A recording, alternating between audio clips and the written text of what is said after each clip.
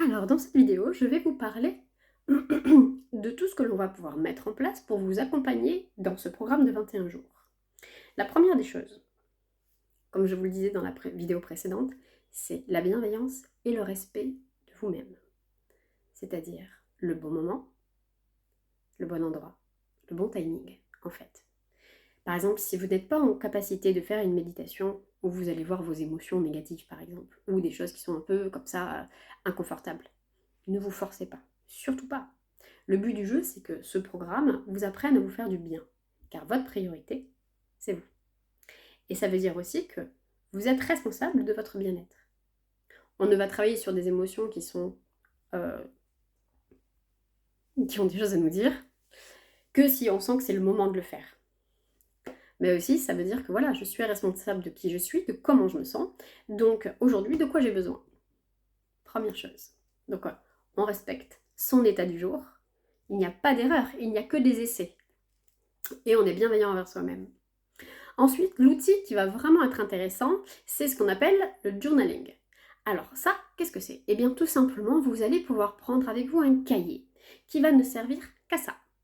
Ce cahier, vous pouvez le décorer, vous pouvez l'intituler de la manière qui vous plaît. Vous pouvez prendre un cahier de brouillon, si ça vous permet de moins de vous mettre la pression.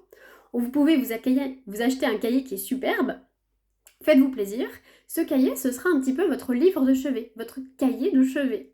C'est celui dans lequel vous allez marquer les méditations que vous avez faites, vos ressentis, les points positifs, les choses qui ont été plus négatives, plus difficiles à faire.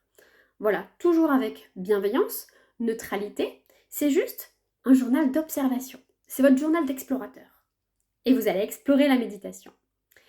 Le but du jeu, c'est d'arriver à écrire tous les jours à l'intérieur. Après chaque exercice que vous faites, notez comment vous vous sentez, quelles sont les idées qui sont venues, les pensées peut-être aussi. C'est un bon exercice pour observer ses pensées. Observez votre détente corporelle, comment vous l'avez ressenti. Voilà, permettez-vous de noter dans votre journal tout ce qui vous vient. Cela peut être des intuitions, ça peut être des souvenirs. Vous allez voir que chaque chose que vous allez écrire, elles auront des choses à vous apprendre. Donc le journaling, la bienveillance et le respect envers soi-même. Et enfin, pour pratiquer ces méditations, je vous conseille vivement de vous trouver un endroit où vous serez au calme.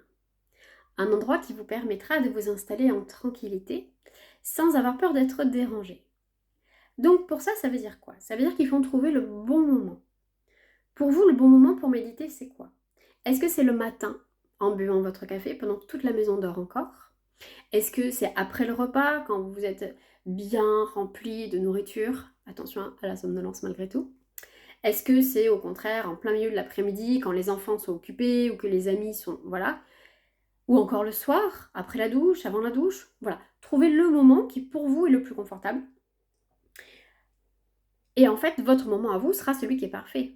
J'ai une cliente, son bon moment à elle, c'était à 5h du matin. Elle mettait le réveil exprès une demi-heure avant, parce qu'elle savait que tout le monde dormait, c'était calme et silencieux dans la maison. Et elle était encore dans cette tranquillité en sortant de la nuit. Donc, l'heure, le lieu. Où est-ce que vous allez pouvoir vous installer confortablement? Si vous êtes parti en vacances par exemple, est-ce que ça peut être votre chambre ou un coin dans le jardin? Ou voilà, où est-ce que vous allez être à l'aise? Et sachant que vous avez le droit de demander à votre famille juste 5 minutes de tranquillité. Je vous promets, ils peuvent comprendre. Vraiment, vraiment. Il suffit juste de leur dire, là, je prends 5 minutes pour moi, pour faire le calme, et vous allez voir après, je serai de trop bonne humeur en plus. Donc le lieu, l'heure, et enfin tout le contexte. Qu'est-ce que vous allez avoir envie de mettre en place autour de vous?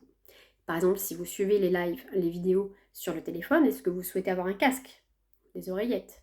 Est-ce que vous préférez plutôt vous enfermer dans une pièce? Ou est-ce que ça ne vous dérange pas d'être avec la famille? Mais en ayant créé un espace autour de vous, un cocon. Ça peut être un coussin particulier, ça peut être une bougie particulière, ça peut être de l'encens, une odeur. Voilà, créez-vous votre propre espace, votre propre rituel de méditation. Et vous allez voir qu'à chaque fois que vous allez mettre en place un rituel, petit à petit, il va s'inscrire en vous.